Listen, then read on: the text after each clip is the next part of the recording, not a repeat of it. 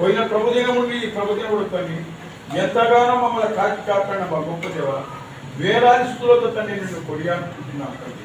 ప్రభువా నీ సన్నిధిలో తండ్రి ఈ ఉదయకాల సమయమున తండ్రి నీ సన్నిధిలో కీర్తనలు పాడుతుండగా మా యొక్క స్వరాలను ముట్టిన మా గొప్ప దేవ నిన్ను స్తుతించి ఆదరించి కనపరిచి మమ్మల్ని తండ్రి నీ సన్నిధిలో నిలబెట్టిన విధానాన్ని బట్టి నీకే స్తుతులు స్తోత్రము చెల్లించుకుంటున్నాం తండ్రి. యేసయ్యా నీకే స్తోత్రము తండ్రి. నీ పరిశుద్ధాత్మ శక్తితో తండ్రి మమ్మల్ని స్వస్థపరచుము నాయన, బాగుపరచుము తండ్రి. యేసయ్యా నీకే స్తోత్రము తండ్రి. అద్వితీయ కుమారా నీకే స్తుతులు చెల్లించుకుంటున్నాం తండ్రి.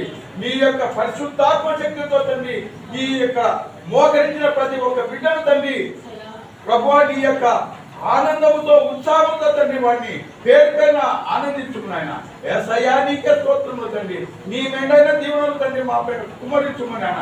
నీ యొక్క పరిశుద్ధాత్మ శక్తితో అడుగుతున్నామయ్యా. యెహోవా దేవా నీకే స్తోత్రములు తండ్రి. అబ్రహాము దేవా నీకే స్తోత్రములు నాయన. ఇస్సాకు దేవా నీకే స్తోత్రములు తండ్రి.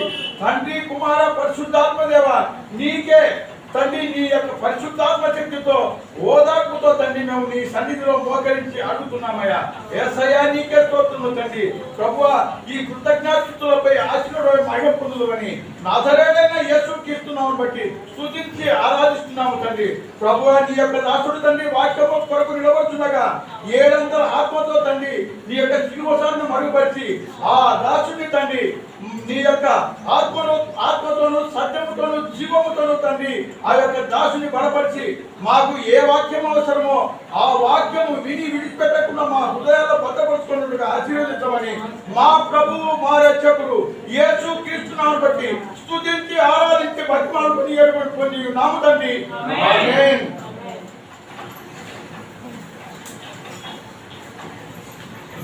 ఉదయకాల సమయంలో చేర్చబడినటువంటి ప్రతి ఒక్కరికి నా హృదయపూర్వక తెలియజేస్తున్నాను. ఈ వారం వల్ల కాచి కాపాడి ఆరోగ్యం ఇచ్చిన దేవునికి మొదటిగా స్తోత్రములు చెప్తాము. హల్లెలూయా. యేసయ్య నామానికి మహిమ కలుగును గాక. యేసయ్య నామానికి ఘనత కలుగును గాక. యేసయ్య నామానికి ప్రభావమును చెందును గాక. పరిశుద్ధ గ్రంథంలో నుండి కొన్ని సంగతులు ఈ ఉదయకాల సమయ ఆరాధనలో మనం జ్ఞాపకం చేస్తున్నాం. దేవుడు ఎంత గొప్పవాడో, దేవుడు మనము ఎందుకు ప్రభుని స్తుతించాలి, ప్రభుని ఎందుకు గణపరచాలి, ప్రభుని మనం ఎందుకు ఆరాధించాలంటే ఆయన గొప్పవాడు కనుక. దేవునికి స్తోత్రం చెప్పండి. రాజు ఉంటాడు, రాజు దగ్గర ఉన్నటువంటి మనుషులు ఏం చేస్తారంటే ఆయన పొగుడుతా ఉంటారు, కనపరుస్తా ఉంటారు, ఆయన మహిమపరుస్తా ఉంటారు. ఎందుకంటే ఆయన గొప్పవాడు. రాజులకు రాజు, ప్రభులకు ప్రభు అయిన యేసుక్రీస్తు ప్రభు వారిని మనం ఏం చేయాలి, ఆయన కనపరచాలి, మనం ఏం చేయాలి, పొగడాలి. ఎంత గొప్ప దేవుడు అయ్యా, ఆయన గొప్పవాడని ఎలా మీకు అర్థం కావాలంటే దైవ గ్రంథం నుండి కొన్ని సంగతులు జ్ఞాపకం చేస్తారు. ఈయన ఎందుకు ఇంత పొగడబడుతున్న దేవుడు, ఇంత గొప్ప దేవుడు ఎందుకు అయినాడు అక్కడ రాయబడిన మాట చదువుతాను. మత్తయి సువార్త 28వ అధ్యాయం. మత్తయి సువార్త 28వ అధ్యాయం. దీనికి ఉన్నటువంటి ప్రత్యేకత ఏంటంటే ఇక్కడ మనం చూస్తాం. మత్తయి సువార్త 28వ అధ్యాయంలో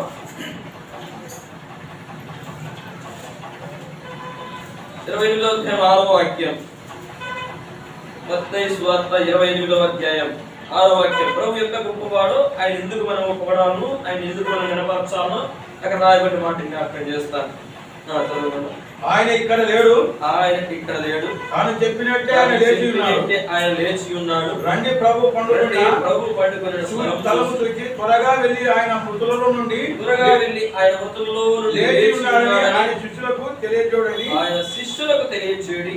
ఇదిగో ఇదిగో ఆయన గలిలయలోనికి మీకు ముందుగా వెలుచున్నాడు. అక్కడ మీరు ఆయనను చూతురు. ఇదిగో మీతో మీదే చెప్పిద్దనను.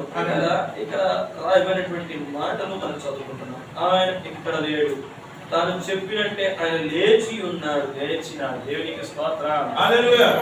ఇలా లేచిన దేవుడు అండి. ఎందులో నుండి? మరణం నుండి జయించి తిరిగి లేచిన దేవుడు, మరణపు నుండి విడిచిన దేవుడు, మరణం ఆయనను బంధించలేకపోయింది పిల్లారా. అయితే అనేక మంది ఎన్నో కుట్రలు పన్ని ప్రభు యేసుక్రీస్తు ప్రభు వారిని ఆ శిలో మరణానికి అప్పచెప్పి చంపి ఆ పాతి పెట్టారే కానీ, అనగా ఆ తొలిపించినటువంటి సమాధిలో ఆయన ఉంచారే తప్ప మరణం ఆయనను బంధించుట అసాధ్యమైంది పిల్లరా. ఎందుకంటే ఈయన దేవుడు. దేవునికి స్తోత్రం. హల్లెలూయా. మన కోసం శరీరాన్ని ధరించుకొని లోకానికి వచ్చాడు, తన పాత్రను జరిగించాడు అంతే. మన కోసము ఆయన ప్రాణాలు పెట్టాడు, మరణించి తిరిగి లేచేశాడు. ఆయన లేచిన దేవుడు, మరణం నుండి నిలిచిన దేవుడు. అందుకే ఈయన గొప్ప దేవుడు. దేవునికి స్తోత్రం. అందుకే 28వ అధ్యాయములో 18వ వాక్యములో అక్కడ రాయబడినటువంటి మాట 16, 17, 18 చదవండి. 16 నుండి 28వ అధ్యాయం మత్తయి సువార్త 11 మంది శిష్యులు యేసు తమకు గలిలయలోని కొండకు వెళ్ళి వారు ఆయనను చూచి ఆయనకు మొక్కిరి గాని కొందరు సందేహించి అయితే యేసు వారి యొద్దకు వచ్చి పరలోకమందును భూమి మీదను నాకు సర్వాధికారం ఇవ్వబడినది. దేవునికి స్తోత్రం. ఆయన ఎవరయ్యా అంటే లేచిన దేవుడు, పరలోకమందును భూలోకమును సర్వ అధికారం పొందిన దేవుడు. దేవునికి సర్వం పైన అధికారం కలిగిన దేవుడు. ఇది సాధ్యమవుతున్నది సాధ్యం కాదనడానికి లేదండి. సమస్తం సాధ్యమే. దేవునికి స్తోత్రం. దేవునికి సమస్తము సాధ్యమేనండి. అందుకే ఈయన సర్వం పైన అధికారం కలిగిన దేవుడు. సర్వము. నువ్వు చేస్తున్న ప్రతి పనిలో నువ్వు విజయం సాధించలేకపోతున్నావేమో, నువ్వు చేస్తున్న పనిలో సరైనటువంటి ఫలితాన్ని సాధించలేకపోతున్నామో, నువ్వు చదివే చదువులలో సరిగా నువ్వు చదవలేకపోతున్నామేమో, నువ్వు చేసే వ్యాపారం సరిగా రాలేకుండానేమో, నువ్వు వేసినట్టు పంట సరిగా పండలేకుండానేమో, నువ్వు చేస్తున్న వ్యాపారం సరిగా ఏదైనా కావాలి పరిస్థితులు కానీ వెళ్ళారా, నువ్వు దాన్ని జయించలేకపోతున్నావేమో. కానీ దేవుడు అంటున్నాడు, ఈయన సర్వం పైన అధికారం కలిగిన దేవుడు. నువ్వు ఆయన బిడ్డగా మార్చబడింది, ఆయన ద్వారా నువ్వు సర్వాన్ని పొందుకోవచ్చు. దేవునికి స్తోత్రం చెప్పాలి. నువ్వు నీ అంతట నీ జ్ఞానం చొప్పున, నీ బలం చొప్పున, నీ శక్తి చొప్పున నువ్వు సాధించలేకపోతున్నావేమో, కానీ దేవుని మీద ఆధారపడటం ద్వారా ఆయన ద్వారా నువ్వు సాధించవచ్చు. ఎందుకంటే ఈయన లేచిన దేవుడు, మరణం నుండి నిలిచిన దేవుడు. మరణం ఈయనను బంధించి ఉండటం అసాధ్యమైంది. ఈయన సర్వం పైన అధికారం ఉంది దేవుడు. ఎక్కడెక్కడంటే అధికారం ఉంది నీకు? పరలోకమందును భూమి మీదను నాకు సర్వాధికారం ఇవ్వబడినది అంటున్నాడు. సర్వం పైన అధికారం కలిగిన దేవుడు నీతో ఈ రోజు మాట్లాడుతా ఉన్నాడు. ఇక్కడ కొందరైతే ఏం చేస్తున్నారు చూడండి పిల్లారా, ఆయనకు మొక్కినారు అని రాయబడి, ఆయనకు మొక్కినారు, ఆయన శాస్త్రం నమస్కరించినారు, ఆయన పూజిస్తూ వచ్చినారు, ఆయన గణపరుస్తూ వచ్చినారు, ఆయన ఆరాధిస్తూ వచ్చినారు. ఈయన గొప్ప దేవుడు అని, మరి నుంచి తిరిగి లేచిన దేవుడు అని ఈయన పొగుడుతూ వచ్చినారు. అయితే వీరిలో ఉన్నారు కొందరు అనే మాట వీళ్ళు ఎంతమంది? కొందరంట సందేహం ఉంది వాళ్ళలో. అవునా కాదా, ఈయన తిరిగి లేచింది వాస్తవమా కాదా? కొంతమంది సందేహించిన వాళ్ళలో యేసుక్రీస్తు ప్రభు యొక్క శిష్యుడు కూడా ఉన్నాడండి. ఒక సందేహించిన వ్యక్తులు ఎవరండి? యోధా. ఎవరండి సందేహించారు? తోమ అనేటువంటి వ్యక్తి మన భారతదేశానికి వచ్చారు, ఆయన సందేహించాడు. ఇక్కడ 11 మంది శిష్యులు అని రాశారు, 12 మంది కదా శిష్యులు ఉన్నది. మరి ఒక వ్యక్తి ఎందుకు తక్కువైనాడంటే యోధా ఇస్కరియోతు అనే యోధా ఏం చేసినాడండి? యేసుక్రీస్తు ప్రభుని అప్పచెప్పినాడు. చూడండి పిల్లరా, ఇక్కడ 12 మంది శిష్యులు రాయవలసింది 11 మంది రాశారంటే ఒక వ్యక్తి తక్కువ చేయబడినాడు. ఎందుకంటే ప్రభు శిష్యుడు కాలేకపోయినాడండి. నిజంగా ప్రభు శిష్యుడుగా పిలువబడినాడు, కానీ మరణ పునరుద్ధాల గురించి ప్రకటించే దాంట్లో పాలి భాగస్థులు ఉండవలసిన వ్యక్తి, ప్రభు గురించి ప్రకటించవలసిన వ్యక్తి, ప్రభు కోసం అర్థసాక్షి కావాల్సిన వ్యక్తి ఏమైపోయినాడంటే ప్రభు అప్పచెప్పి ఏమైపోయినాడు? నడిమికి బద్దలై పేగులలో బయటకు వచ్చి చనిపోవాల్సిన పరిస్థితి వచ్చింది. చూడండి ఇప్పుడు ఆ మాట జ్ఞాపకం చేస్తున్న అపోస్తల కార్యముల గ్రంథం 1వ అధ్యాయం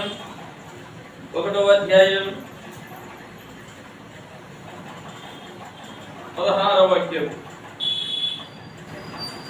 1వ అధ్యాయం అపోస్తల కార్యములు 16వ వాక్యం. సహోదరులారా యేసును పట్టుకున్న వారికి త్రోవ చూపిన యోధాను గురించి పరిశుద్ధాత్మ దావీదు ద్వారా పూర్వం పలికిన లేఖనము నెరవేరవలసి ఉన్నది. లేఖనమును ముందుగానే రాయించారంటున్నారు. లేఖనం నెరవేర్పు కోరుకు ఇలా జరుగుతా ఉంది. ఇలా దేవుడు కదా ఆ శిలువ మరణానికి ఎందుకు ఎక్కవలసి వచ్చింది అని తప్పించుకోవచ్చు కదా చాలా మంది అన్నారు. అక్కడ ఉన్నటువంటి వారందరూ కూడా నిన్ను రక్షించుకొని మమ్మల్ని కూడా రక్షించవా అని ఎవరు ఒక దొంగ కూడా అన్నాడు పక్కన ఉన్నట్టు శిలువ వేయబడినట్టు. నిన్ను రక్షించుకొని నన్ను కూడా రక్షించవచ్చు కదా. చూడండి, ఈయన దేవుడుగా ఈయన ఎందుకు ఈ లోకానికి ఇంత తగ్గింపు జీవితాన్ని, దేవుడిగా ఉన్నటువంటి ఆయన ఎందుకు ఇంత తగ్గింపు జీవితాన్ని కలిగి ఈ లోకానికి వచ్చినాడు అంటే నిన్ను నన్ను రక్షించడం కోసం. దేవునికి స్తోత్రం. హల్లెలూయా. ప్రియులారా, యేసుక్రీస్తు ప్రభు శిష్యుడిగా పిలువబడుతున్నటువంటి వ్యక్తి సైతం ప్రభు అయిన యేసుక్రీస్తు ప్రభు వారిని అప్పచెప్పే పని పెట్టుకున్నాడు, త్రోవ చూపినాడని. ఎవరైతే పట్టుకోవడానికి వస్తా ఉన్నారో త్రోవ చూపించినాడు. అయితే దేవుని శిష్యుడిగా కాలేకపోయినాడు. అందుకే అక్కడ 11 మంది శిష్యులు అన్నారు. 12వ వ్యక్తి ఎందుకు తప్పిపోయినాడంటే ప్రభువుని అప్పచెప్పినాడు. అది ఎందుకు అప్పచెప్పవలసి వచ్చిందంటే ముందే లేఖనాలలో రాయబడింది కాబట్టి అలా జరగవలసి వచ్చింది. లేఖన నెరవేర్పు అనే మాట చూస్తాం.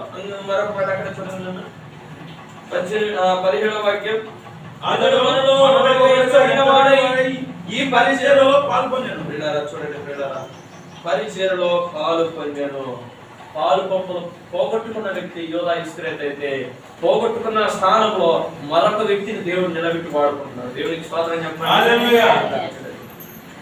యేసుక్రీస్తు ప్రభు శిష్యులు 12 మంది అయితే 12 మందిలో ఒక వ్యక్తి ప్రభువుని అప్పచెప్పి ఆ స్థానాన్ని కోల్పోతే ఆ స్థానంలో మరొక వ్యక్తికి వాళ్ళందరూ శిష్యులందరూ కూర్చొని సీట్లు వేస్తే మత్తీయ అనేటటువంటి వ్యక్తి పేరున్న సీటు వచ్చింది. ఈ మత్తీయ ప్రభు శిష్యుడిగా మార్చబడ్డాడు. యోధా ఇస్కరియోతు స్థానంలో ఈ మత్తీయ అనేటువంటి వ్యక్తి ఆ స్థానాన్ని పూర్తి చేయగలిగాడు. దేవునికి స్తోత్రం చెప్పండి. హల్లెలూయా.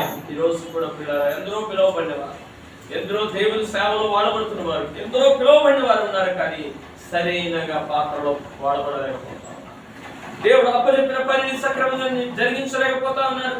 నమ్మకంగా చేయవలసిన వారు, యథార్థంగా జీవించవలసిన వారు, దేవుడిచ్చినటువంటి కృపను పొందుకొని, దేవుడిచ్చిన స్వస్థత వరాన్ని పొందుకొని, దేవుడిచ్చినటువంటి స్వరానితో, దేవుడిచ్చినటువంటి ఈ ఆత్మ జీవనతో ముందుకు దేవుని కోసం పనిచేయవలసిన వారు పిల్లరా దేవుని పనిని పక్కన పెట్టుకున్నారు.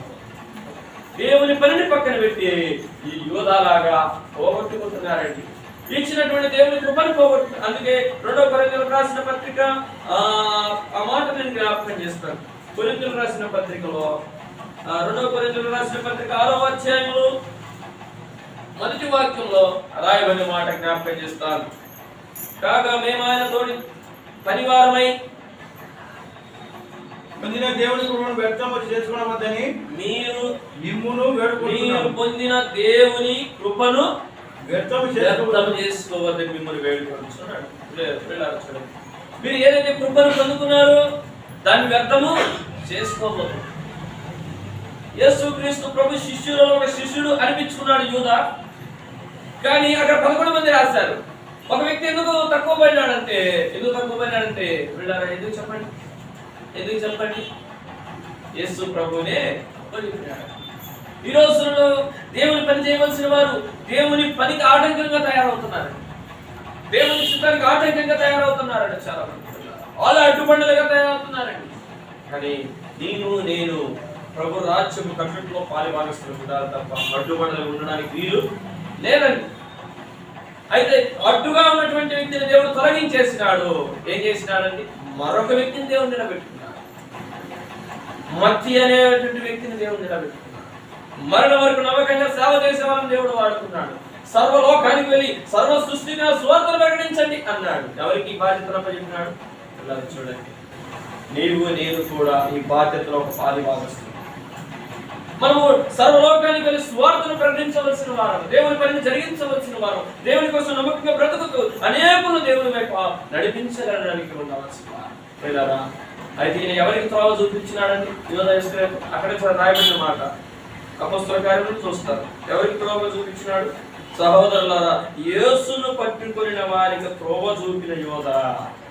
ఎవరికి త్రోవ అండి? యేసును పట్టుకోవడానికి వచ్చిన వారికి త్రోవ చూపించినాడు. నువ్వు ఎవరికి త్రోవ చూపిస్తున్నావు? ఈ ఉదయకాల సమయంలో నువ్వు ఎవరికి త్రోవ చూపిస్తున్నావు?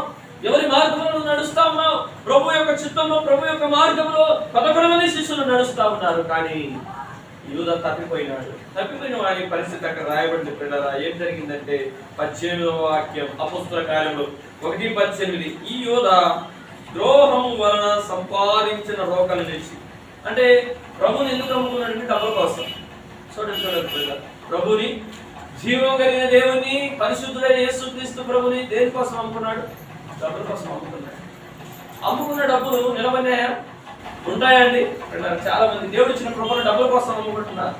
దేవుడు ఇచ్చినటువంటి కృపను డబ్బులు ధనం వైపు చూసి పోగొట్టుకుంటున్నారు ప్రియులారా. అందుకే కొరింథీయులకు రాసిన పత్రికలో 1వ అధ్యాయం చూస్తాం, కృపను వ్యర్థం చేసుకోవద్దు, మీరు పొందిన కృపను మీరు వ్యర్థం చేసుకోవద్దు. చాలా మంది కూడా ఈ లోక సంబంధించినటువంటి ఆశల వైపు చూసి దేవుని విడిచిపెట్టి, దేవుని సంఘాన్ని విడిచి, దేవుని యొక్క పనిని విడిచిపెట్టి లోకం వైపు, ధనం వైపు పరిగెత్తుతున్నారండి.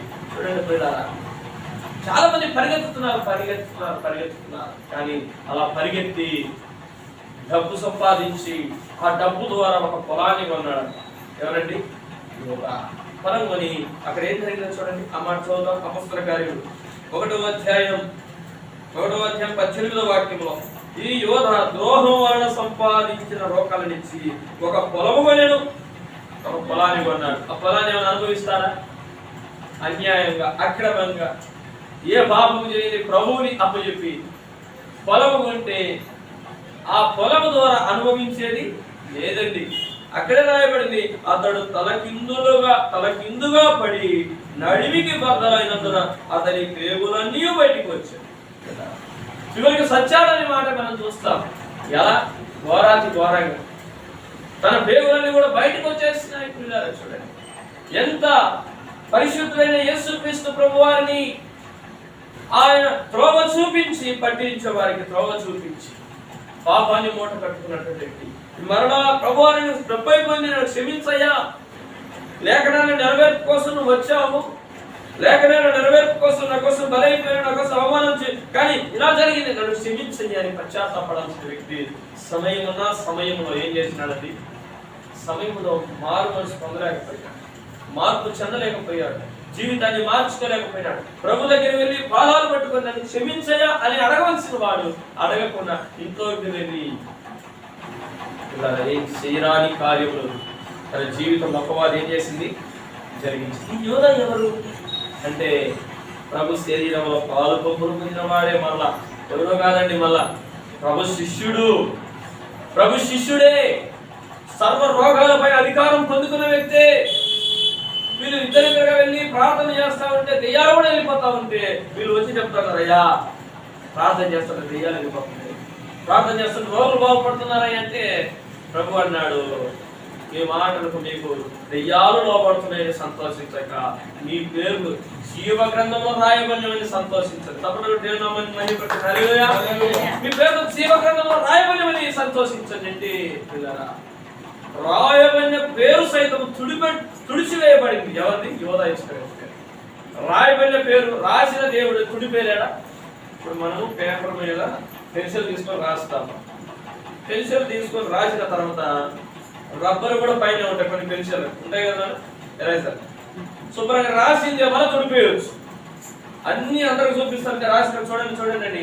మనం ఎరేజర్ తీసుకొని రాసి తుడిపేస్తే ఏం పేరు కనపడుతుంది? రాసిన దేవుడే తీసివేస్తారు. జీవగ్రంథంలో పేరు సైతం రాయమనేను, అది తుడిపేయగలిగిన దేవుడు ఉన్నాడు అంటే మన క్రియలను బట్టి. అయితే యోధ పాపములో పడిపోయి శాపగ్రస్తమైన జీవితాన్ని జీవిస్తుంది. ద్రోహముగా సంపాదించిన రోకల నుంచి ఒక పొలము కొంటే ఆ పొలము అనుభవించలేదు, తన జీవితం పతనం అయిపోయింది. చూడండి, ఈ యోధ ఎవరంటే అన్నిటిపైన అధికారం కలిగిన యేసయ్య శిష్యుడే. ఆయన అప్పగింపమైన రాత్రి ఆ రొట్టెలో ఆ యొక్క రసంలో అనగా ప్రభు యొక్క రక్తంలో పాల్పొంపులు పొందిన వ్యక్తిమే. ప్రభు రక్తంలో పాల్పొంపులు పొంది, ప్రభు శరీరంలో పాల్పొంపులు పొందిన వ్యక్తి. కానీ అపవాది అంతకు ముందే తనలో హృదయంలో ఒక ఆలోచన ఉంచినాడు.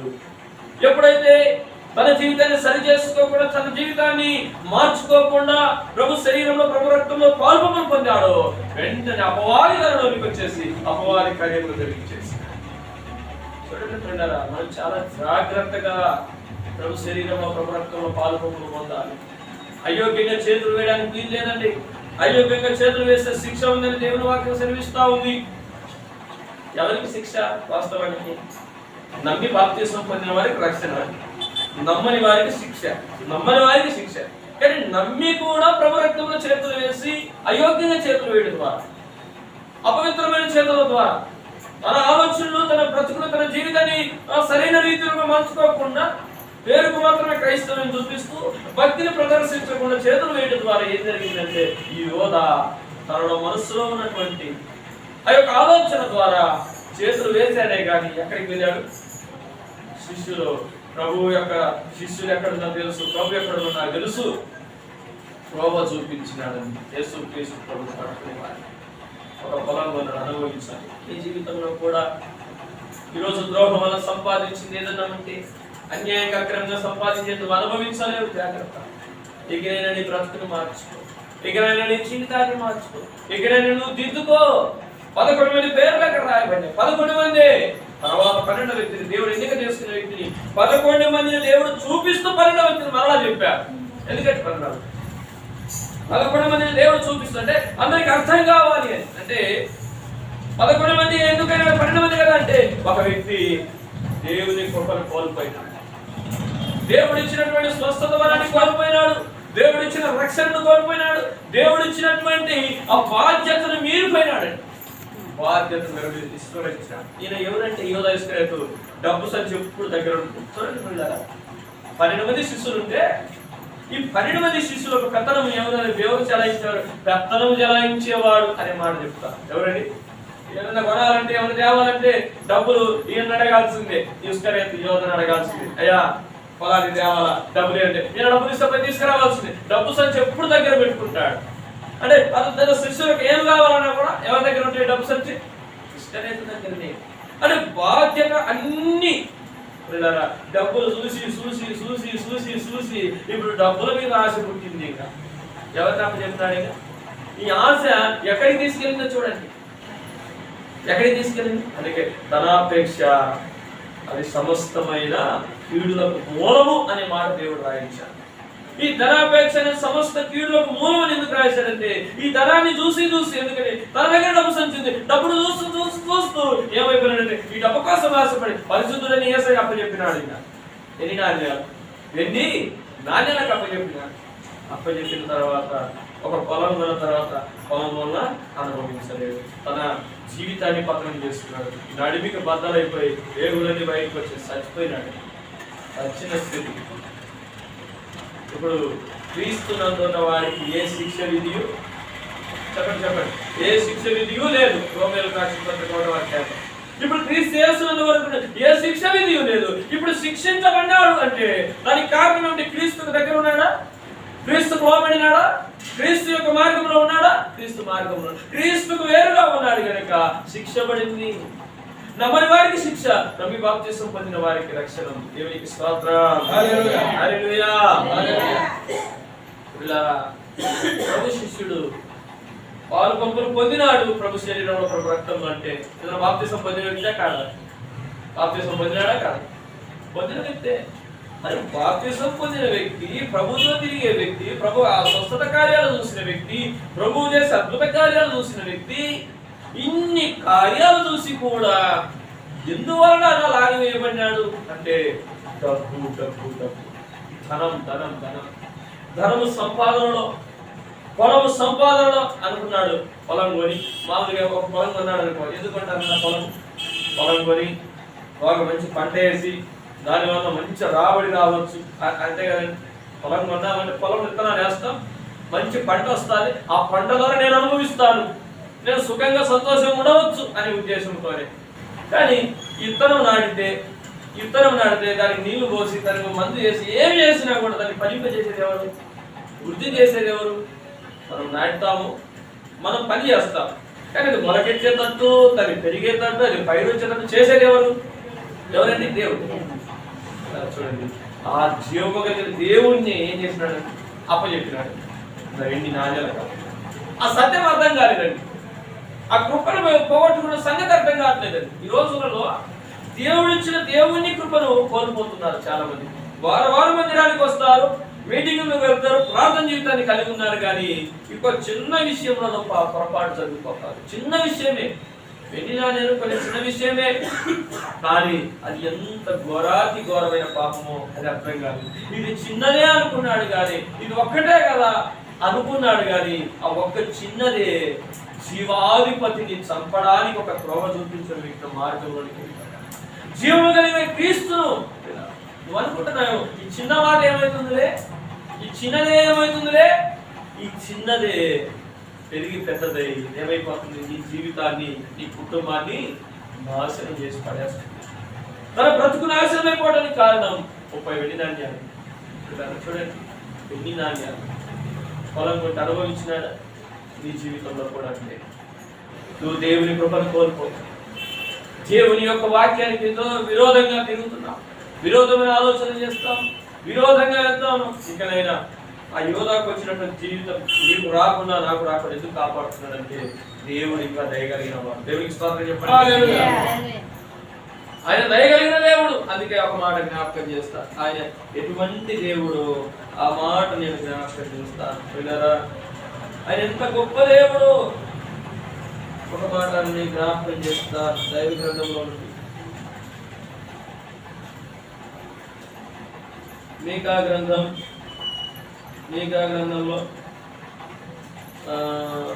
మీకా గ్రంథం ఆయన ఎంత గొప్పవాడో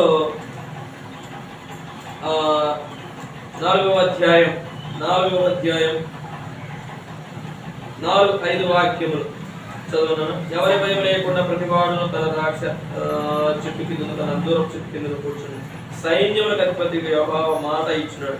సకల జనములు తమ తమ దేవత నామం స్మరించుచు నడుచుకుందరు. మనమైతే మన దేవుడైన యెహోవా నామమును ఎల్లప్పుడూ స్మరించుకున్నప్పుడు ఆయన ఎంత గొప్ప దేవుడు అంటే ఎల్లప్పుడూ స్మరించు కృపను దేవుడు మనకి ఇచ్చినాడు. దేవునికి స్తోత్రం. ఎల్లప్పుడూ కూడా, ఎల్లప్పుడూ అంటే ఒక రాత్రి ఒక పగులు ఒక దేవలేవిక ఆయన స్మరించడానికి ఒక మనకు కృపను దేవుడు ఇచ్చినాడు. అందుకే దేవ గ్రంథంలో రాయబడింది, ఆయన నిత్యము స్మరించే వారికి ఒక గ్రంథంలో రాయబడతాయంట పేర్లు అన్ని కూడా. నిత్యము స్మరించడం, నిత్యమైన ఆరాధించడం, నిత్యమైన స్తుతించడం, నిత్యమైన గణపతి. ఆయన ఎంత గొప్ప దేవుడు అంటే పిల్లరా, ఆయన నిత్యము స్మరించబడుతున్న దేవుడు, నిత్యము మరొక కొనియాడబడుతున్న దేవుడు. అందుకే యెషయా గ్రంథం 6వ అధ్యాయంలో కూడా చూస్తాం మనం.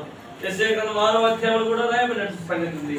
ఆయన దేవదూతలు సైతము ఆయన దగ్గర ఎలా జీవించారో ఆ మాట చూస్తాం. యెషయా గ్రంథం ఆయన ఎంత గొప్ప దేవుడు.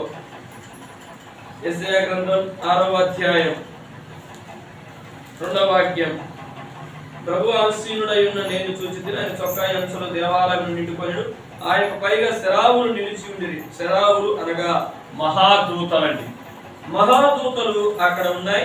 ఒక్కొక్కరికి 6 రెక్కలు ఉండేవి. ఎన్ని రెక్కలు ఉన్నాయమ్మా?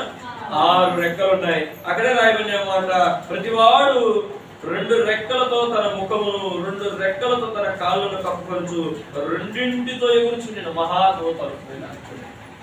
మొత్తం 6 రెక్కలుంటే 2 తన కాళ్ళను, నా ప్రభు దగ్గర నేను కాళ్ళు ఎలా చాపగలను, నా ప్రభు ఎదురుగా నా కాళ్ళు ఎలా చూపిస్తాను నా ప్రభుకి? అది జీవగలిగిన దేవుడు. మహాదూతలు అంటారు మాట చూస్తాం. 6 రెక్కలు ఉన్నాయి. నా కాళ్ళు కనీసం కనబడకూడదు నా ప్రభు, అంటే నా కాళ్ళు చూపించకూడదు నా ప్రభుకి వెళ్ళి అని కాళ్ళని ఏం చేస్తా ఉన్నాడు? 2 రెక్కలతో కప్పుకుంటున్నాయి. ముఖం ఎలా చూపించగల ఆ పరిశుద్ధుడైన దేవునికి నా ముఖం ఎలా చూపగలను అని 2 రెక్కలతో తన ముఖమును కప్పుకుంటున్నాయి మహాదూతలు దేవుని దగ్గర. చూడండి పిల్లలు, ఆ తేజస్సు దగ్గర, ఆ పరిశుద్ధుని దగ్గర నా ముఖమే ఎలా చూపగలను? అసలుగా నా కాళ్ళు నేను ఎలా చూపగలను? 2 రెక్కలతో కాళ్ళను కప్పు, 2 రెక్కలతో ముఖంలో కప్పు, 2 రెక్కలు ఉంటే ఆ 2 రెక్కలతో ఎగురుతూ ప్రభుత్వం చూపిస్తారు. దేవుని స్తోత్రం చెప్పండి. దేవుని చూపిస్తున్నాయా? అక్కడే రాయబడిన మాట చూస్తాం. 3వ వాక్యం 6వ అధ్యాయం యెషయా గ్రంథం, వారు సైన్యములకు అధిపతియగు యెహోవా పరిశుద్ధుడు పరిశుద్ధుడు పరిశుద్ధుడు సర్వలోకము ఆయన మహిమతో నిండినదని గొప్ప స్వరములతో గాన ప్రతిగానములు చేయుచుండు. దేవునికి స్తోత్రం చెప్పండి. వారి కంఠ స్వరముల వలన గడప కమ్ముల పునాదులు కదులుచు మందిరము ధూమము చేత నింపబడింది.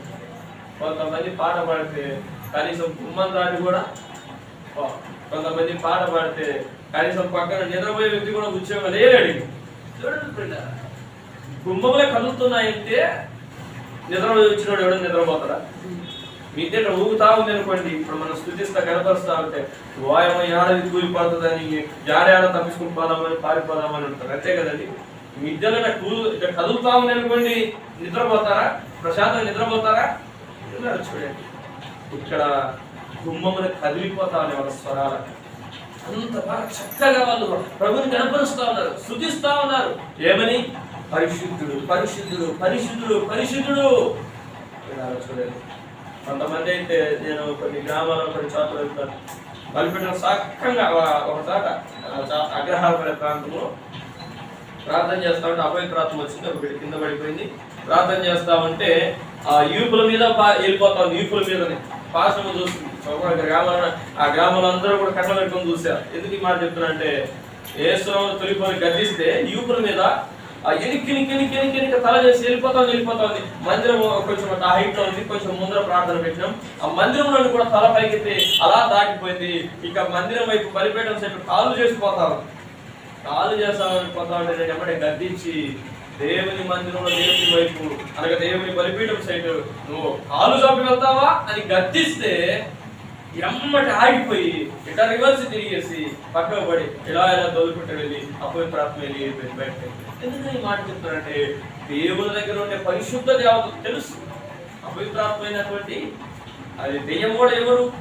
దేవుని దగ్గర ఉండే దూతనే, కానీ తోసివేయబడిన దూత, దానికి కూడా తెలుసు. కాళ్ళు చేసి వెళ్ళకూడదు దేవుని సన్నిధిలో.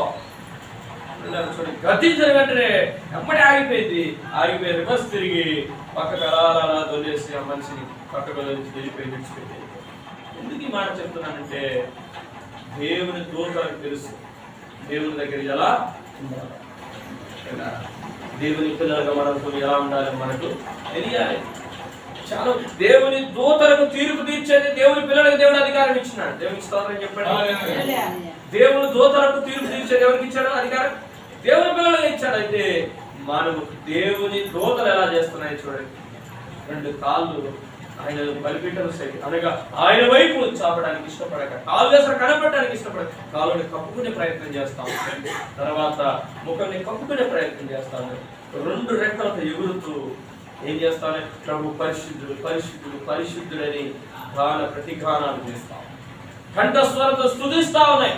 దేవుడిచ్చిన స్వరంతో మనం ఏం చేయాలి? దేవుని స్తుతించాలండి. దేవుని సన్నిధిలోకి వచ్చిన మనం దేవుని కనపరచాలి, దేవుని మహిమపరచాలండి.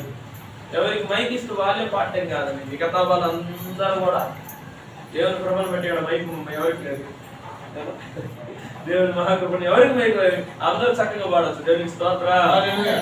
అందరూ గలమెత్తి పాడచ్చు, అందరూ గలమెత్తి స్తుతించవచ్చు, అందరూ మహిమపరచాలి, ప్రభుని స్తుతించాలి. మనం దేవుని సన్నిధిలోకి వచ్చినామంటే ఒకసారి పాస్టర్ అంటది, అక్కడికి వెళ్తే నాకు ఒక్క పాట కన్నా అవకాశం ఇస్తే బాగుంటుంది అక్కడ ఎక్కడికైనా వెళ్తే. ఎందుకంటే నాకు దేవుడు గొంతిచ్చారు, ఈ గొంతుతో నేను స్తుతించాలి, దేవుని కనపరచాలి. ఒక పాటలో వాడిని నాకు తృప్తి ఉండదు అంటే మనకు ఆశ, అది నీకు అటువంటి ఆశ ఉంటుంది. చాలా సమయం ఉంటుంది మనకు. ఒక పాటను ఈ వారాన్ని నేర్చుకున్నాం, ఒక్క పాటని నేను పాడాలా ముందుగా వచ్చి, ఒక్క పాటని నేను దేవుని సన్నిధిని నేను కనపరచాలా, దేవుడు ఇచ్చిన స్వరంతో దేవుని నేను స్తుతించాలా. మా గ్రామంలో మా ప్రాంతంలో సువార్త కుడికలలో నేను ఒక పాటను దేవుని కోసం పాడాలా, దేవుని నేను మహిమపరచాలా, దేవుని నేను ఆరాధించాలా, దేవుని నేను గణపరచాలా. ఇటువంటి ఆశ ఉంటారు. దేవునికి స్తోత్రం చెప్పారు. యూదా ఇస్కరియోతు గురించి జ్ఞాపకం చేస్తున్నారు. 11 మంది శిష్యులలో ఒక వ్యక్తి తప్పిపోయినాడు. తప్పిపోయిన వ్యక్తి ఏమైపోయినాడు? వీళ్ళారా తప్పిపోయిన వ్యక్తి తన జీవితాన్ని పతనం చేసుకున్నాడు. ఇచ్చిన సమయం వృధా చేసుకున్నాడు. దేవుని కృపను కోల్పోయినాడు. క్షమించమని అడిగి ఉంటే దేవుడు క్షమించేవాడే. ఇంత ఈ లోకంలో ఉన్నటువంటి ప్రతి ఒక్కరిని రక్షించడానికి వచ్చిన దేవుడు ఆయన రక్షించడా? యూదా ఇస్కరియోతును రక్షించడా? పొడిచిన వారిని చూడండి, పొడిచిన వారిని క్షమించినాడా? కొరడాకు పెట్టిన వారిని క్షమించినాడా? గలగలను ఉమ్ము పోసిన క్షమించలేదా? తలపైన ముళ్ళ కిరీటాన్ని పెట్టిన క్షమించలేదా? పక్కన దొంగని క్షమించలేదా? అప్పచెప్పిన క్షమించడా? వాళ్ళందరూ కూడా క్షమించబడడానికి అర్హత పొందినారు. ఇతరు మాత్రం కఠిన హృదయంతో దేవునికి దూరంగా పారిపోయి ఉరి వేసుకుని చచ్చిన, దూరంగా పారిపోయి దేవుని దగ్గరికి వచ్చింటే, ఆయన పాదాల దగ్గర పడి ఉంటే, ఆయన దగ్గర వేడుకొని ఉంటే క్షమాపణ దొరికింది. కానీ పిల్లల ఈరోజు కూడా దేవుని పాద సన్నిధిలో దేవుని వాక్యం వింటున్నాం. దేవునికి దూరం అయిపోక, దేవునికి దూరం అయిపోతే ఏం జరుగుతుందంటే పతనమే. దేవుని సన్నిధిలో దేవుని దగ్గర అయిపోయి దేవుని పాదాల దగ్గర పడి జ్ఞానాన్ని క్షమించాయంటే ఎంత ఘోర పాపినైనా క్షమించగలిగిన మంచి దేవుడు. దేవునికి స్తోత్రం. ఈయన మంచి దేవుడు అండి. యోనా గ్రంథంలో చూస్తాం. యోనా గ్రంథం యోనా గ్రంథంలో ఒక మంచి మాట దేవుడు రాయించాడట. యోనా గ్రంథంలో మంచి మాట దేవుడు రాయించాడు. ఆ మాట నేను జ్ఞాపకం చేస్తాను.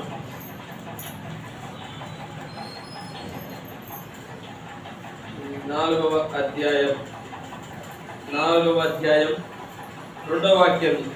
యెహోవా నేను ఈ దేశం నుండుండగా ఇట్లు జరుగుతుంది నేను అనుకుంటుంది కదా, అందువలనే నీవు కటాక్షమును జాలియును బహుశాంతమును అత్యంత కృపయుగల దేవుడై ఉన్నాడు. ఏమై ఉన్నాడు దేవుడు? చూడండి పిల్లలు, ఈ దేవుడు ఏమై ఉన్నాడు?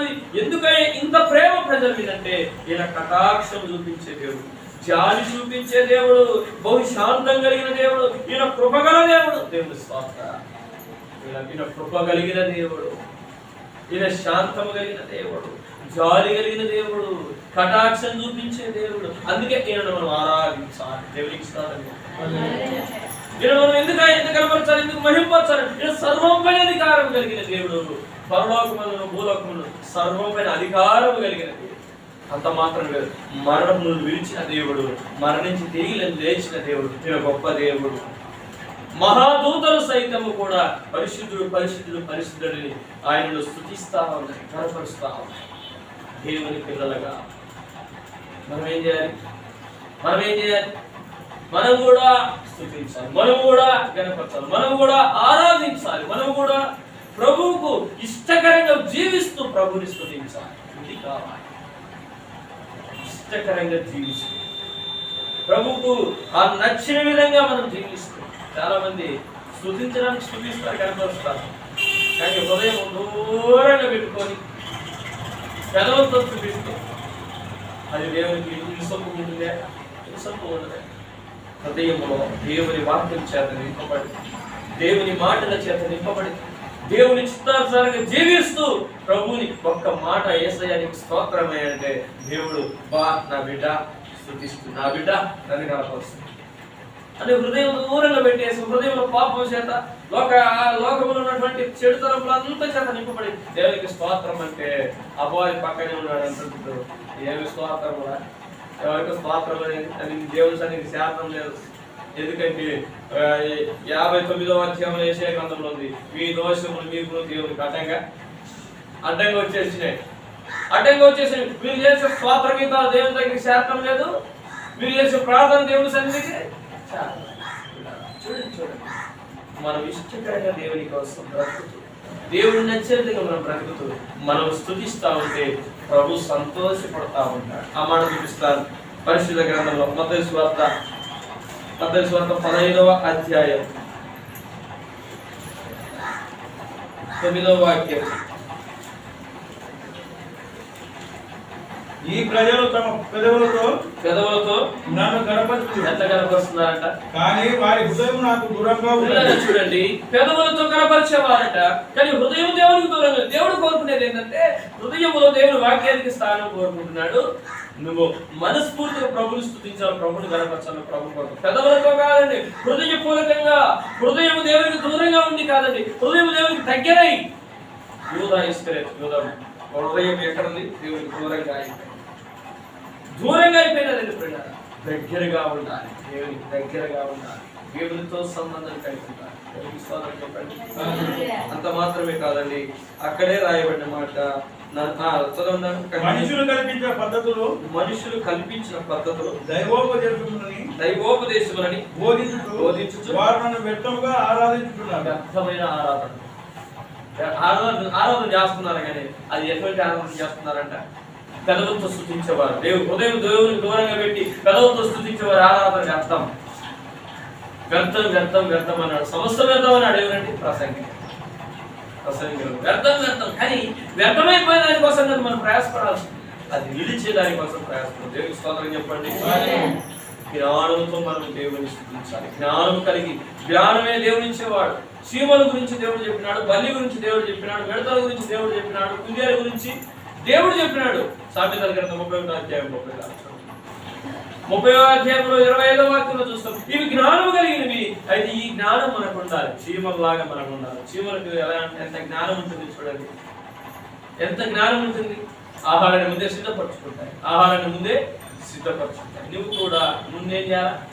ప్రభు యొక్క చిత్తం కోసం, ప్రభు కోసం మనం సిద్ధపరచుకోవాలి. సమస్తాన్ని ఆదివారం రాబోతుందంటే మనం ఏం చేయాలి? మన నోటిని, మన మనస్సును, మన హృదయాన్ని, మన కుటుంబాన్ని, మన జీవితం మొత్తం సరిపెట్టుకొని ప్రభుని హృదయం పూర్వకంగా స్తుతించడానికి మనం సిద్ధపడి ఉండాలి. దేవునికి స్తోత్రం చెప్పండి. సిద్ధపడి ఉండాలి. మనం సిద్ధంగా ఉండాలి. జ్ఞానం కలిగిన చీమలు సిద్ధం చేసుకుంటా ఉన్నాయి. సామెతల గ్రంథం 6వ అధ్యాయంలో మాట్లాడాడు. అదే సీమల గురించి మాట. అవి ఎలా సిద్ధపరచుకున్నాయో చూడండి పిల్లరా. 6వ అధ్యాయం 6వ వాక్యం. సోమరి అన్నాడు. ఎవరినమ్మా?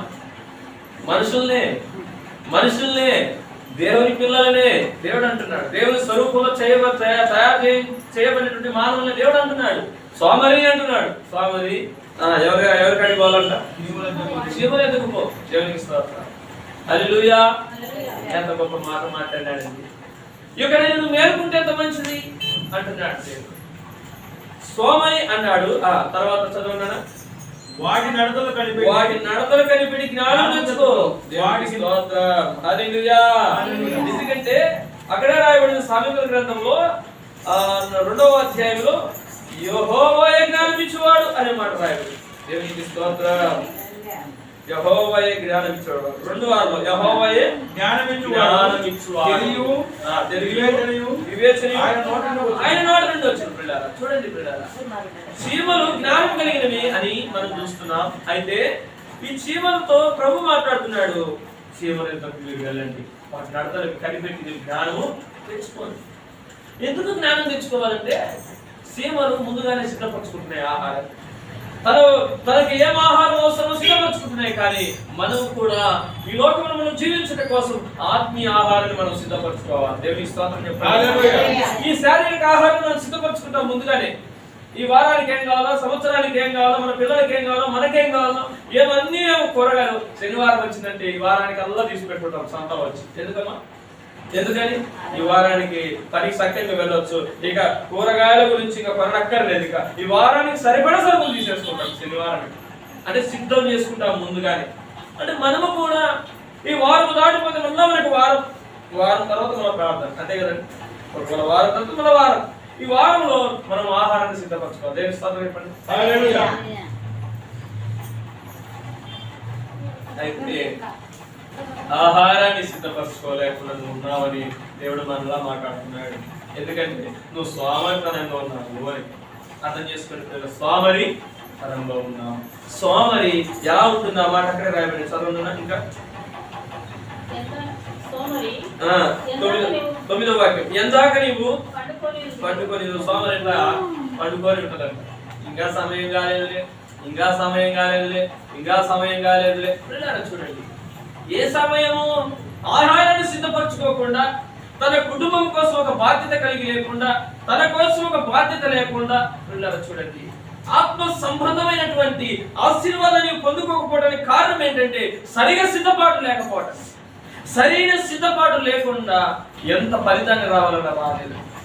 సరైన సిద్ధపాటు మనకు అవసరం. సిద్ధపడిన వారికే బహుమానాలు, సిద్ధపడిన వారికే ఆ దేవుని చేత నమ్మకమైన దాసులా అనిపించుకునేవాడు. ఎవరంటే సిద్ధపడి ఉన్న వారికి మాత్రమే. పిల్లరా, వారంతా ఎలా చేస్తున్నారంట 9వ వాక్యంలో? ఇంకా పడుకొని ఉంటారు. సమయం అవుతున్నా కూడా సమయాన్ని వృధా చేసుకుని ఉంటారంట. నువ్వు ఎప్పుడు నిద్ర లేచవు? కొంచెం నిద్రించడము, కొంచెం కునికెడము,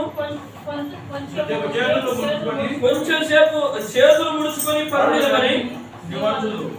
అందుచేత దోపిడిగాడు దారిద్ర్యం నీ యొద్దకు వచ్చును, ఆయుధదారుడు వచ్చినట్టు లేమి అనేది నీ యొద్దకు వస్తుంది. పిల్లారా చూడండి, 23వ కీర్తనలో మనం చదువుకుంటాం, యెహోవా నాకు లేమి కలగదు అన్నాడు భక్తుడు. కానీ ఇక్కడ లేమిని పొందుకుంటున్నాడు ఎవరు? స్వామికి ఏమొస్తుందంటే ఎప్పుడు కూడా తనకి అంతా కూడా సమస్యలే. ఎందుకంటే నాకు లేమి కలగదు అన్నాడు భక్తుడు. అక్కడ ఇక్కడ స్వామి జీవితంలో మనం చూసినట్టయితే ఇక్కడ ఏమేమి వస్తుందంటే దారిద్ర్యం ఒకటి వస్తుంది. ఏమొస్తుందండి? దారిద్ర్యం. సరిగా సిద్ధపడలేక, సరైన మార్గంలో వెళ్ళక, దేవుడు ఇచ్చినటువంటి కృపను కోల్పోతున్నటువంటి వ్యక్తి జీవితంలో ఒక దారిద్ర్యం వస్తా ఉంది. యూదా ఇస్కరియోతు ఏం చేస్తున్నాడు? సరిగా సిద్ధపడలేదండి. శిష్యుడని పేరు పొందినాడు కానీ సరైన సిద్ధపాటు లేదండి. తన జీవితంలో పేరు మాత్రము ఎవరైతే ప్రభుతో పాటు నడిచే వ్యక్తి, ప్రభుతో పాటు వెళ్ళే వ్యక్తి, ప్రభు శిష్యుడు అనిపించుకున్నాడే గాని ఒకగానొక సమయం వచ్చింది ప్రభు యొక్క రక్తంలో, ప్రభు యొక్క శరీరం పాల్గొంపులు పొందిన వ్యక్తే గాని, నమ్మి బాప్తిసం పొందిన వ్యక్తే గాని, ప్రభుతో నడిచిన వ్యక్తే గాని, శిష్యుడే గాని అక్కడ ప్రభు యొక్క శిష్యుల్లో పేరు లేదండి. ఉందన్న పేరుందా? 11 మంది అని. అయితే ఒక పేరు పొందుకున్నాడు ఏంటంటే ఒక పేరు పోగొట్టుకున్నాడు. దేవుని కృపను పోగొట్టుకున్నాడు. దేవుని యొక్క శిష్యరికాన్ని పోగొట్టుకున్నాడు. ఈరోజు తల్లి చెల్లి అక్క దేవుడు ఇచ్చిన కృపను నువ్వు కోల్పోవద్దని దేవుడు మాట్లాడుతున్నాడు. నువ్వు సోమరితనంగా ఉండకూడదని ప్రభు కోరుతున్నాడు. నువ్వు సరైన సిద్ధపాటు కలిగి ఉండాలని దేవుడు కోరుతున్నాడు. సిద్ధపాటు కలిగినటువంటి ఒక సీమల గురించి దేవుడు చెప్తున్నాడు. అవి చూడండి, చీమలు చిన్న జీవులే, అవి ఆహారాన్ని సిద్ధపరుచుకుంటావు. ఆ మాట జ్ఞాపకం చేస్తా. ఇంకొక మాట జ్ఞాపకం చేస్తా. సామెతల గ్రంథంలో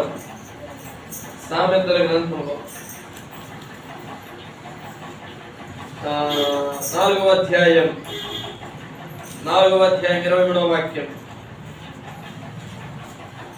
4వ అధ్యాయం 23. నీ హృదయంలో నుండి జీవదారము బయలుదేరును. కాబట్టి అన్నిటికంటే ముఖ్యంగా నీ హృదయం కందుగా కాపాడుకుంది. ఏం కాపాడుకోవాలంట? హృదయాన్ని కాపాడుకోవాలి. చూడండి, చాలా సంగతులు హృదయకాల సంగతులు జ్ఞాపకం చేస్తాం. చాలా సంగతులు రోజుగా ధ్యానం చేసి చాలా సంగతులు అవుతాయి. కానీ త్వర ముగిస్తున్నాను. అయితే కాపాడాల్సుకొని హృదయాన్ని. ఎందుకంటే హృదయములో అపవిత్రమైనటువంటి చొచ్చుకొని ఉండకుండా ఈ హృదయాన్ని ఎప్పటికెప్పుడు కంచేసి కాపాడుకోవాలి. ప్రార్థన కంచేసుకోవాలి. హృదయంలో లోక ఆచారాలు ఏమాత్రం కూడా మన హృదయంలో చొచ్చుకొని పోకుండా, లోక తలపులు, లోకంలో ఉన్నటువంటి చెడు గుణాలు ఏమి కూడా మన హృదయంలో చొచ్చుకొని పోకుండా మనం కంచె చేసుకోవాలి ప్రార్థన. ఎందుకంటే హృదయము దేని చేత నింపబడుతుంది అదే బయటకు వస్తుంది. అపవిత్రమైన మాటలతో నింపబడితే అదే బయటకు వస్తుంది. దేవుని మాటల చేత నింపబడితే దేవుని మాటలు బయటకు వస్తాయి. అందుకే నువ్వు హృదయాన్ని భద్రంగా కాపాడుకోవాలి. అయితే యోధ హృదయాన్ని కాపాడుకున్నాడని కాపాడుకోలేకపోయినాడు. భద్రంగా కాపాడుకోలేకపోయినాడు.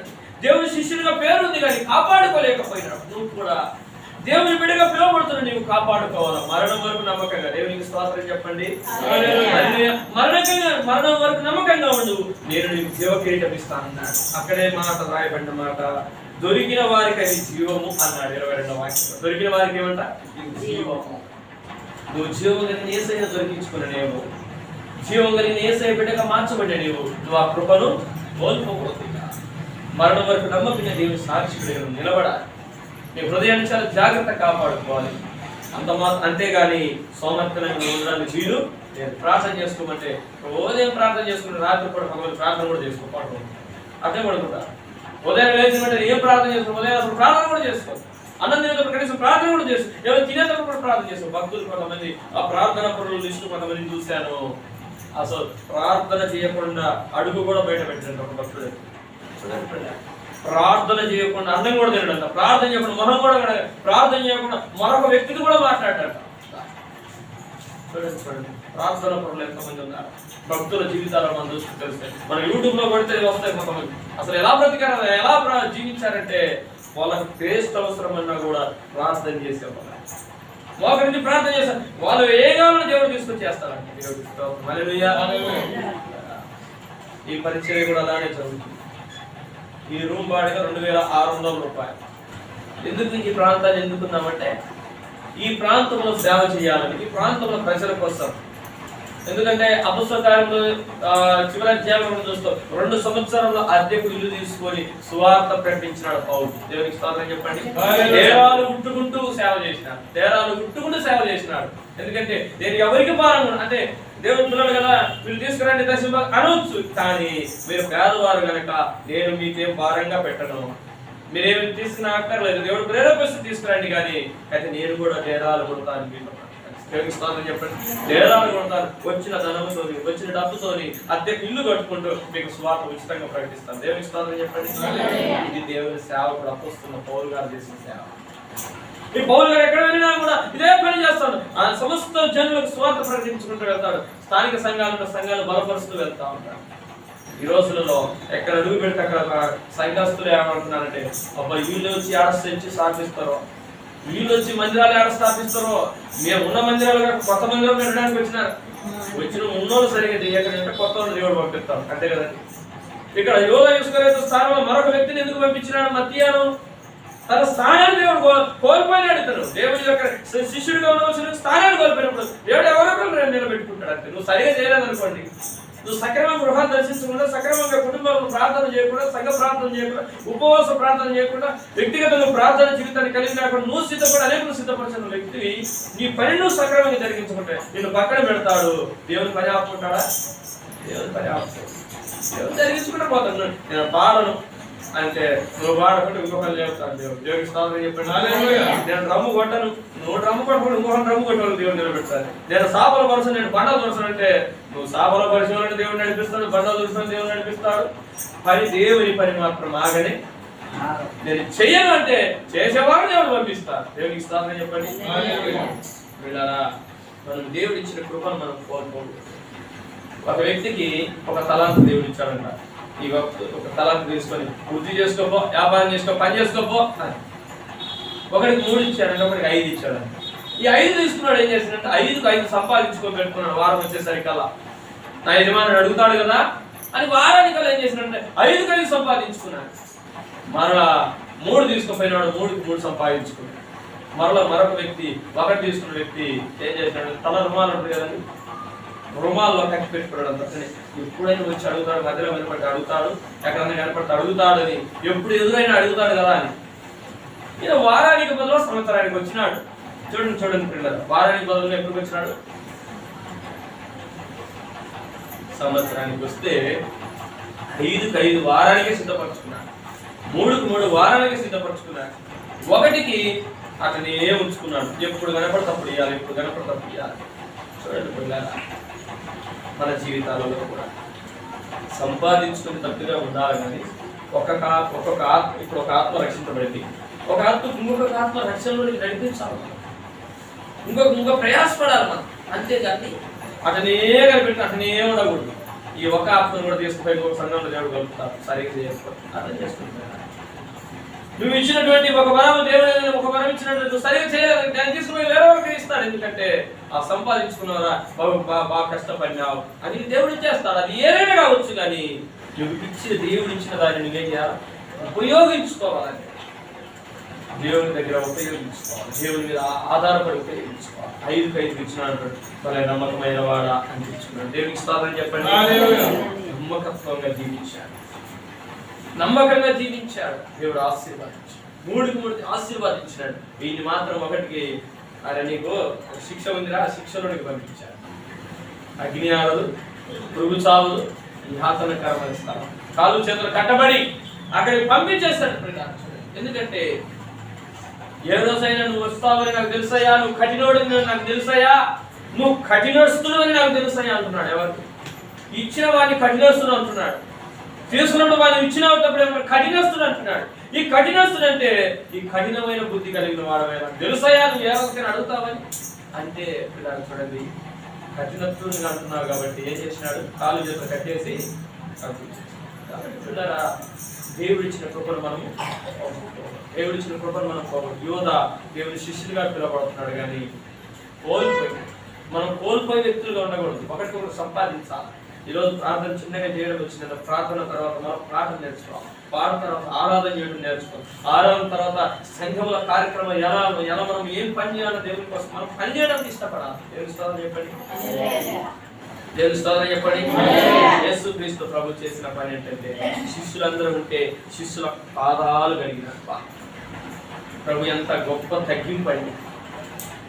కాస్త ఉద్యోగం వస్తే చాలు అట్లా సాపరుసన్ అంటే యగాదిగా చూస్తారు పాస్ అంటే నేను ఉద్యోగస్తుని అయితే నేను నీకు సాపరపరుస్తాను.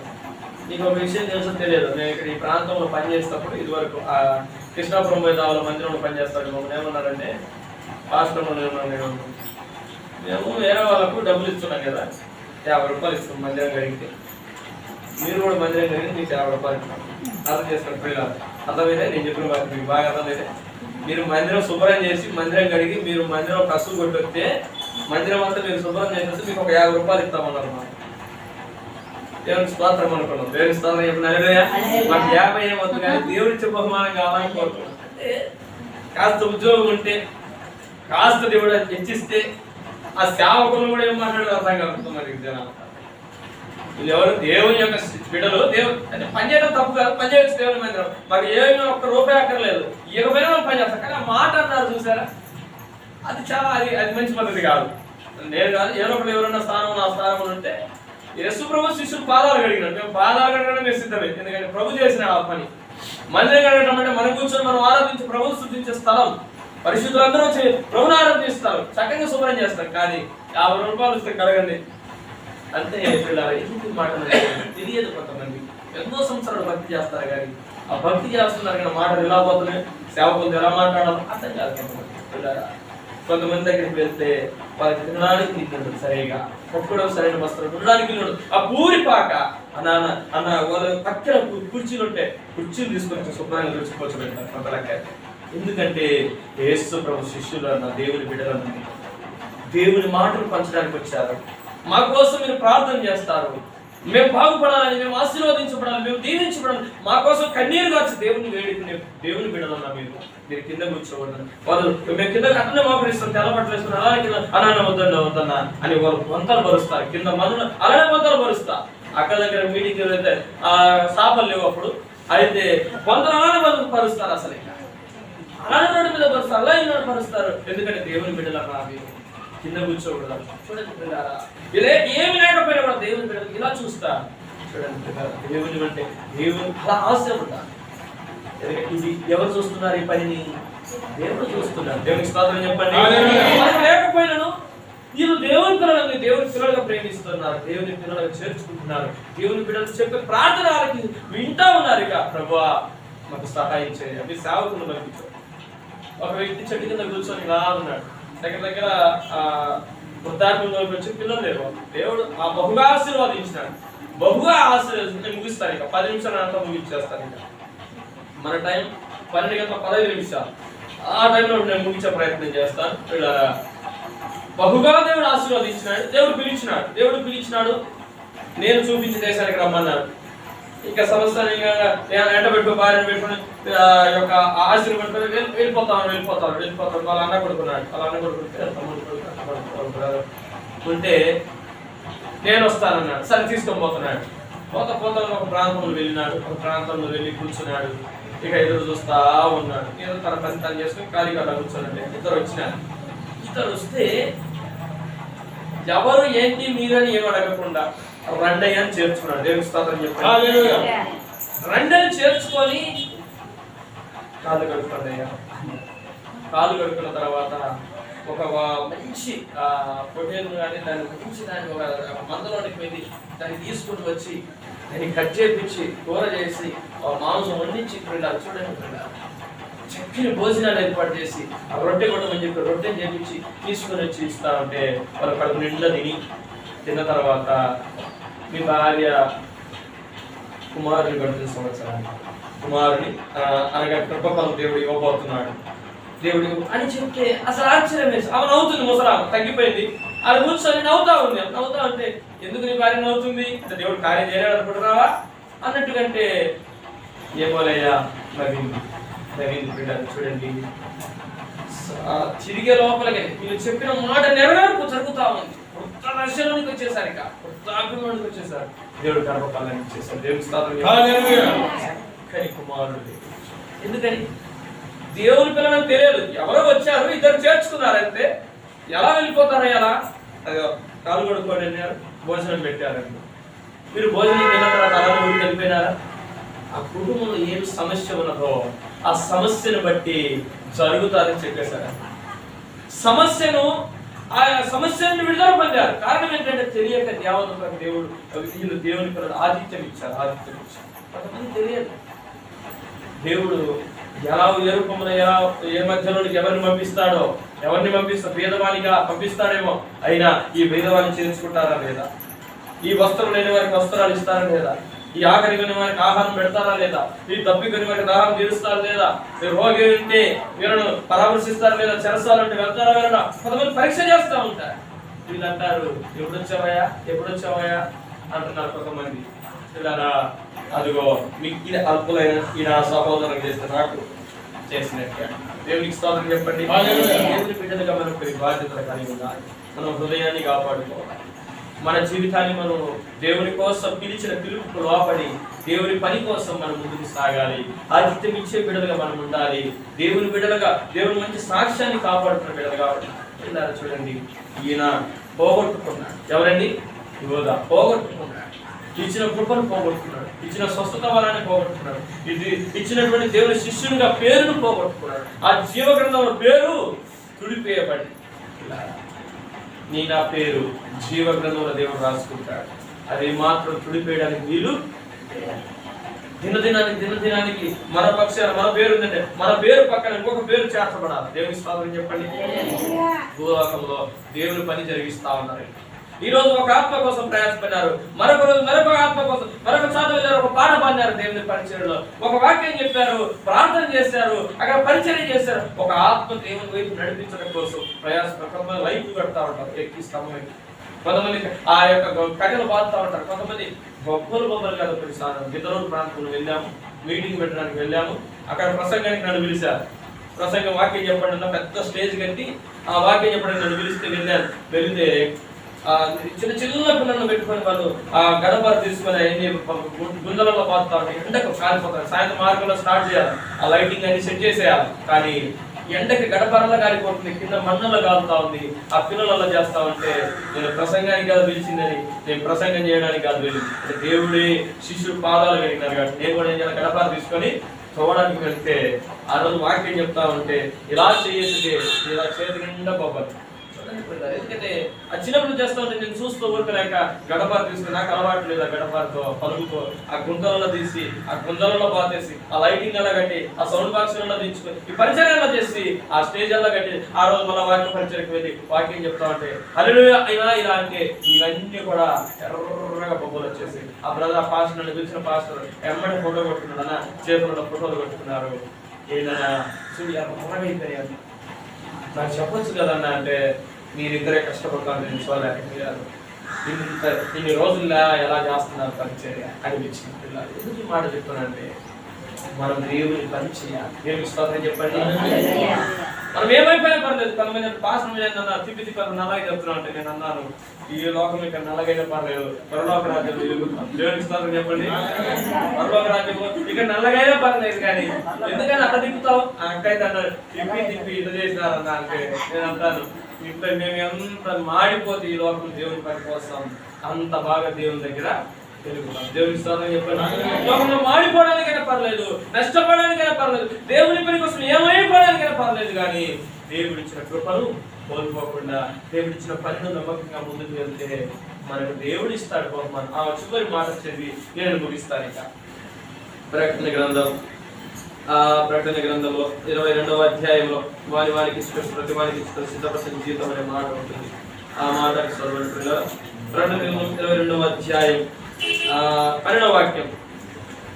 ఇదిగో త్వరగా వచ్చుచున్నాను. ప్రకటన గ్రంథం 22వ అధ్యాయం 12వ వాక్యం. ఇదిగో త్వరగా వచ్చుచున్నాను, వారి క్రియల చొప్పున ప్రతి వారికి ఇచ్చినట్టు నేను సిద్ధపరిచిన జీవితము నా యొద్ద ఉన్నది. జీతం ఇచ్చేది ఎవరండి? దేవుడు.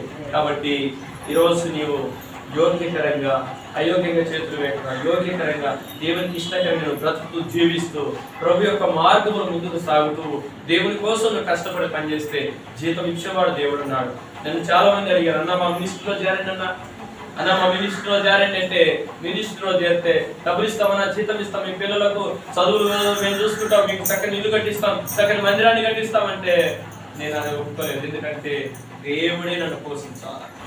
దేవుని పిల్లలు తెచ్చి నాకు ఇచ్చినటువంటి కానుకలే నాకు ఉపయోగపడతాయి. దేవుడే నన్ను నడిపిస్తాను. నేను ఎక్కడికి వెళ్ళాలన్నా నాకు పెట్రోల్ కావచ్చు, నేను సేవ పరిచయం కావచ్చు, నేను ఒక కీబోర్డు ప్యాడ్ కూడా కొనాలనుకుంటున్నాను. కీబోర్డు ప్యాడ్ హార్మోనియం అనేది దగ్గర 30,000 రూపాయలు అవుతాయి. 30,000 అంటే దగ్గర 1,00,000 రూపాయలు అయ్యి, కానీ 30,000కి అవి వస్తాయి. మాయని అక్కడ వస్తువులు అక్కడ పెట్టాను. నేను ఫస్ట్ గా ఈ గ్రామం వచ్చినప్పుడు ఈ సాపలు అమ్మేవాళ్ళు, ఇక సాపలు అమ్ముకుంటూ ఈ అమ్మడం కోసం కొంత డబ్బులు నాకు అవసరం కాబట్టి ఆ పాస్టర్ గారి దగ్గర పెట్టి అన్న ఒక నాకు 29,000 ఇవ్వండి అంటే 30,000 అడిగాను, ఒక 500 తక్కువ చేసి ఇచ్చాడు, 29,500 ఇచ్చాడు. ఈ రోజు అంటున్నాడు, అన్న నీ అసలు తీసుకొని వెళ్ళి నాకు వడ్డీ ఏం అక్కర్లేదు, నీ కీబోర్డ్ ప్యాడ్ తీసుకొని వెళ్ళన్నా, ఇంకా మీ సేవ పరిచయం నేను చూస్తా ఉన్నాను, యూట్యూబ్ లో చూస్తా ఉన్నాను, ఇంకా వీళ్ళు 4 యవనస్తులకు మీరు నేర్పిస్తారు, ఎంతో ఆశతో పనిచేస్తాను, ఆసక్తితో పనిచేస్తున్నారు, 4 యవనస్తులకు నేర్పిస్తారు, 4 మందికి సువార్త ప్రకటిస్తారు, ప్రతి గ్రామంలో మీటింగ్స్ పెట్టండి చక్కగా, అయితే వడ్డీ ఏం అక్కడ లేకుండా ఎప్పుడైనా నీ అసలు ఇచ్చి తీసుకొని పోవచ్చాను. దేవుని స్తోత్రం చెప్పాను. అబ్దుల్ అన్నాడు నాతో పాటు, అన్న డబ్బులు నాకు రావాల్సి ఉన్నాయి, అవి వస్తే ఖచ్చితంగా నేను విడిపిస్తానన్నా. దేవుని స్తోత్రం చెప్పండి. ఖచ్చితంగా నేను అవి విడిపిస్తానన్నా, ఖచ్చితంగా నువ్వు ఉన్నప్పుడు ఎందుకు కానీ ఖచ్చితంగా విడిపిస్తాను, ఖచ్చితంగా అవి వాడబడింది అని చెప్పాడు. ఎందుకంటే దేవుడు ఇలా ప్రోత్సాహపరిచేవారు దేవుడు ఇస్తూ వచ్చాడు. ఎందుకంటే మేము ఇక్కడ మాకు ఎవరు బంధువులు లేరు, ఎవరు రక్త సంబంధికులు ఎవరు లేరు, కానీ దేవుని పిల్లలు ఉన్నారు. దేవునికి స్తోత్రం చెప్పండి. దేవుడు నడిపించిన పిల్లలు ఉన్నారు. కోటపాడు ప్రాంతంలో నుండి 6 మూట ఎత్తుకొని వచ్చినాడు, ఒక బియ్యం మూట. ఇప్పుడు వరకు ఇంకా తరగలేదు, అట్లనే ఉన్నాయి, ఇంకా దగ్గర ఒక కేజీ 2 కేజీలు ఉన్నాయి. అంటే మాకు ఏమి కావాలని ఎవరు నడిపిస్తారు? దేవుడే నడిపిస్తా అన్నాడు. నిన్న కూడా ఒక సిస్టర్ గారు ఒక కట్టెల బ్యాగ్ సగానికి తీసుకొని వచ్చినారు బియ్యం. దేవునికి స్తోత్రం చెప్పండి. ఎందుకు ఈ మాట చెప్తున్నానంటే ఈ పరిచర్యను దేవుడు ప్రేమించి ముందుకు నడిపిస్తాను. ఇక్కడ కూడా చక్కగా భోజనాలు పెట్టాలనుకుంటున్నాం. ఈ భోజనాల గురించి కూడా ప్రార్థన చేయండి, ఈ భోజన పరిచర్య గురించి ప్రార్థన చేయండి. పల్లెకి వెళ్ళి స్వార్థ ప్రకటిస్తున్నాం, ఈ పరిచర్య గురించి ప్రార్థన చేయండి. ఎలా ప్రార్థన చేయాలంటే మనము సిద్ధపడి అనేకుల కోసం మనం ప్రయాసపడాలి, మనం ప్రార్థన చేయాలి. అందరి తరలో చిన్న ప్రార్థన చేస్తుంది, అందరి తరలో చిన్న ప్రార్థన చేస్తుంది. నేను మహాదేవుడు, గొప్ప దేవుడు, రాజులకు రాజు, మహోన్నతుడు, సజీవుడు, నేను కృప కలిగిన దేవుడు, కనికరం కలిగిన దేవుడు, నేను